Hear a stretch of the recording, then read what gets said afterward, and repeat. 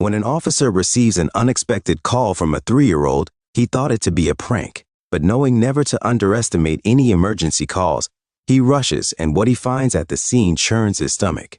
Could it just be a child playing or something more horrific? Let's listen. Also, let us know where you're listening from.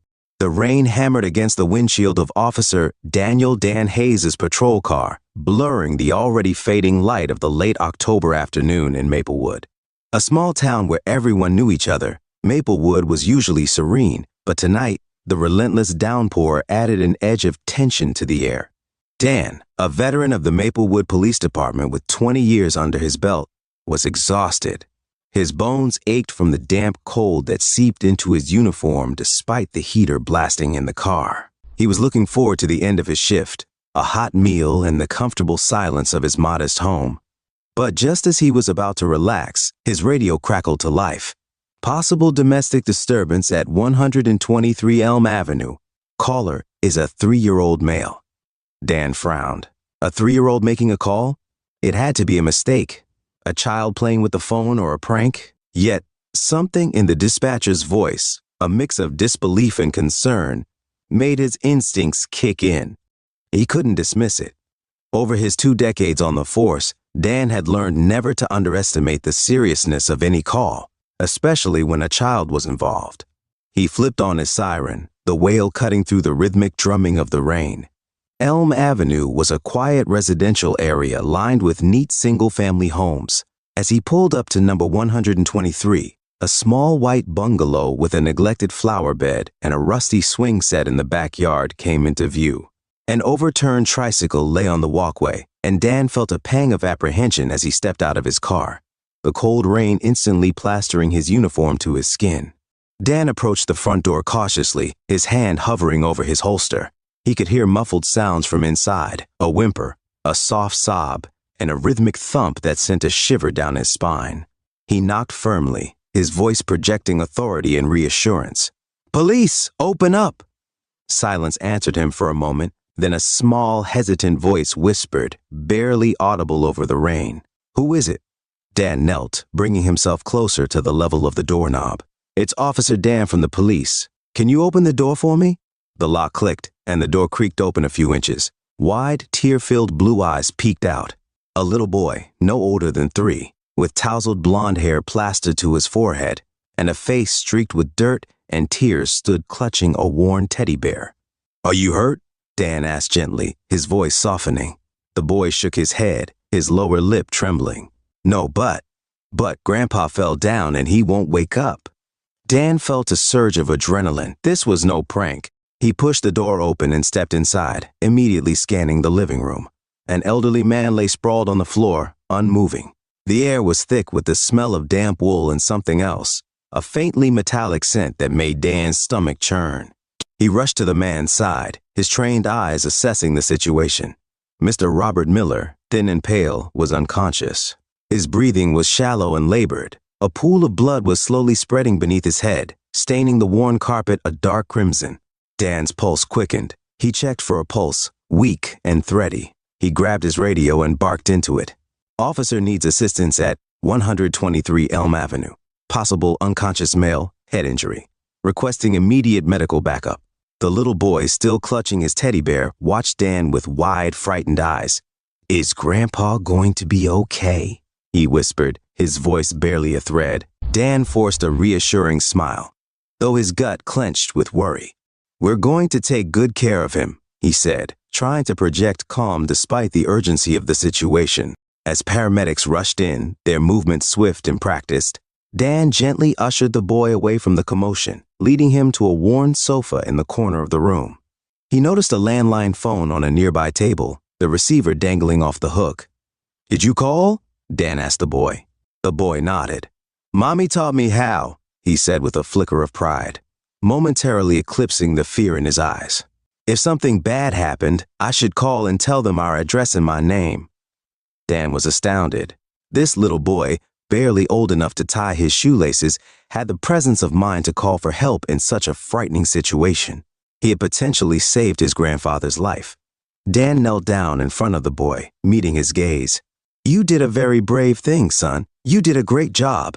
The boy sniffled and wiped his nose with the sleeve of his pajamas, leaving a smear of dirt. "I just wanted to help Grandpa," he whispered, his voice thick with tears. Dan felt a swell of admiration and protectiveness. "You're a hero, Liam," he said softly. After ensuring that Mr. Miller was being attended to by the paramedics, Dan sat down beside Liam. He learned that Liam lived with his grandfather while his parents, Mr. and Mrs. Michael Miller, were away on an extended business trip overseas. Mr. Miller had a history of heart problems and had recently been experiencing dizziness and weakness. It seemed he had fainted and hit his head on the coffee table. As Dan spoke with Mr. Miller later at the hospital, the elderly man was awake, though groggy and confused. "Liam saved your life," Dan told him. "He was very brave." Mr. Miller's voice was weak but filled with gratitude. "He's a good boy, smart too, takes after his mother." Dan listened attentively as Mr. Miller shared more about their situation. The Millers had always been successful entrepreneurs, their work demanding constant attention and frequent travel. They had felt guilty about leaving Liam with his grandfather, but believed it was the best option for him. However, Mr. Miller admitted that it was getting increasingly difficult to keep up with the energetic toddler and his own failing health. Dan couldn't shake the feeling that this call was more than just another case. Liam's bravery, his love for his grandfather, and the vulnerability in his eyes had touched him deeply. He felt a sense of responsibility towards the boy, a need to ensure his well-being that went beyond his duty as a police officer. Driving back to the station, Dan wrestled with his conscience. His duty was to uphold the law and protect citizens, but was he overstepping his boundaries by interfering in Liam's family life? Was he justified in reporting them to Child Protective Services (CPS)? It was a gray area, one that made him deeply uncomfortable. Reporting could have serious repercussions for Liam's parents, potentially even leading to him being removed from their care. He decided to seek counsel from his captain, a woman he respected for her wisdom and compassion, Captain Laura Bennett. Dan explained the situation, his voice thick with concern. "It's a tough one, Dan," Captain Bennett said, leaning back in her chair, her brow furrowed. "You're right. It's a gray area, but you've got a good heart and you're a damn good judge of character.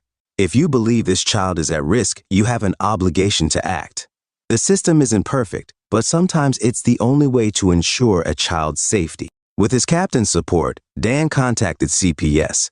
He detailed his observations, emphasizing Liam's vulnerability and the potential dangers of his situation. He stressed Mr. Miller's declining health and his inability to provide adequate supervision for an energetic 3-year-old. He also mentioned the incident with the kitchen. Liam's eagerness to help had almost set the kitchen on fire. The next day, a social worker named Emily Carter visited Mr. Miller and Liam at the hospital. Dan waited anxiously for an update, his mind filled with conflicting emotions. He knew he had done the right thing, yet he couldn't shake off the feeling of guilt, the fear that he might have disrupted this family's life irrevocably. Later that afternoon, Dan received a call from Emily. "Officer Hayes, thank you for bringing this to our attention. We've assessed the situation and will be providing support services to the family.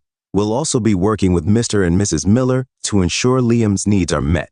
We're providing Mr. Miller with home healthcare assistance to help manage his health and provide adequate supervision for Liam. We'll also be contacting the Millers to discuss childcare options while they're away."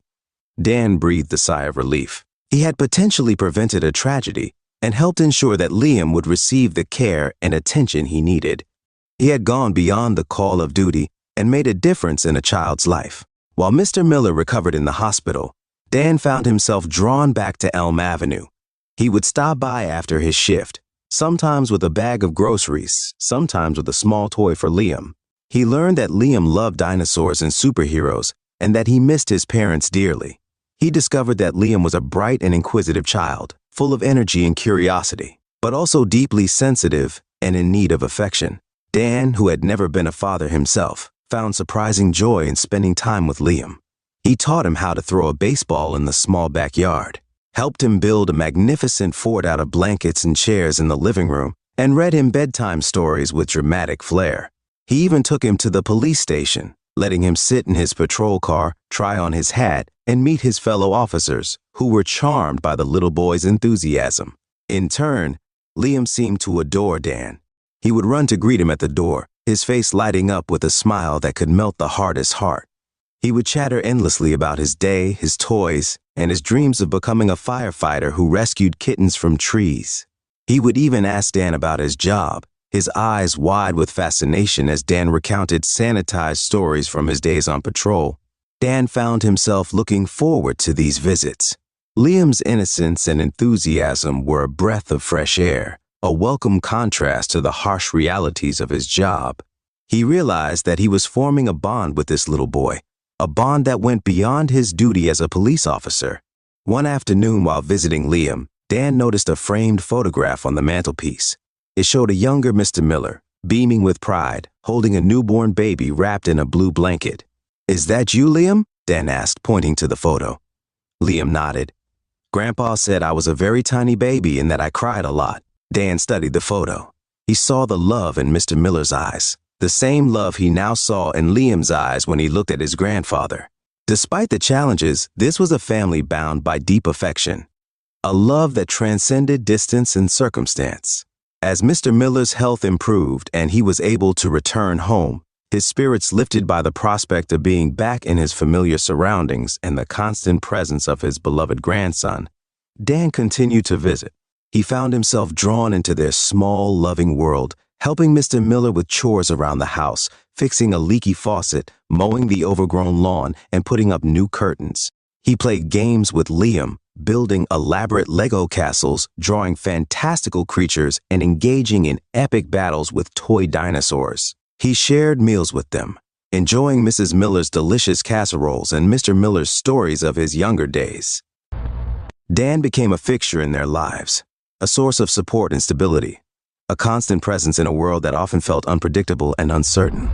He was the one who took Liam to the park on sunny afternoons, pushing him on the swings until he shrieked with laughter. He was the one who bandaged Liam's scraped knees and soothed his nightmares. He was the one who listened patiently to Mr. Miller's worries about his health and his hopes for Liam's future. One evening, while having dinner with Liam and Mr. Miller, Dan received a call from Captain Bennett. "There's been a break-in at a local jewelry store in Riverton. We need all hands on deck. Can you handle it?" Dan apologized for having to leave abruptly, promising Liam he would be back soon with a detailed account of the daring capture of the jewel thieves. As he drove towards the crime scene, the flashing lights of his patrol car reflecting off the wet asphalt, Dan felt a pang of guilt. He had grown accustomed to the quiet evenings with Liam and Mr. Miller, the simple pleasures of their company, the feeling of being needed and appreciated. He had become attached to them and knew they had become attached to him. The case at the jewelry store turned out to be more complicated than initially thought. It involved a string of robberies across the county, and Dan found himself working long hours chasing leads, interviewing suspects, and analyzing evidence. Days turned into weeks, and he had little time to visit Liam and Mr. Miller. He called them regularly, checking in and making excuses for his absence, his voice filled with regret. Finally, after weeks of intense investigation, the case was cracked. The culprits were apprehended, and the stolen jewelry was recovered. Exhausted but relieved, Dan drove straight to Elm Avenue, eager to see Liam and Mr. Miller, to share the news of his triumph, and to reassure them that he was back. He found them in the living room, playing checkers on a small table by the window. Liam, upon seeing Dan, jumped up and ran towards him, his arms outstretched, his face beaming with joy. "Dan!" he shouted, hugging him tightly. "You came back!" Dan hugged him back, feeling a warmth spread through him, chasing away the weariness and the lingering tension of the case. He had missed this, missed the feeling of being needed, of being part of something meaningful, of belonging. A few weeks later, Liam's parents returned from their extended business trip. Dan, unsure of how they would react to his involvement in their lives, decided to give them some space. He stayed away from Elm Avenue, focusing on his work and trying to push aside the nagging feeling of emptiness that had settled in his heart. He told himself that he had done his duty, that Liam was safe and well cared for, and that it was time for him to step back. But the thought of Liam, his bright smile, his infectious laughter, and the way he would run to hug him, filled him with a longing that was hard to ignore. One afternoon while on patrol, Dan received a call from the dispatcher. "Officer Hayes, there's a Mr. and Mrs. Miller at the station. They're asking to see you." Dan's heart skipped a beat. He knew who they were. He drove to the station, a mix of apprehension and anticipation churning in his stomach. He wondered what they wanted, if they were upset about his involvement, if they would accuse him of overstepping his boundaries. In the reception area, he found Liam's parents waiting for him. They were a well-dressed couple, their faces etched with a mixture of gratitude and guilt. Mrs. Miller, her eyes red-rimmed, was holding a bouquet of flowers.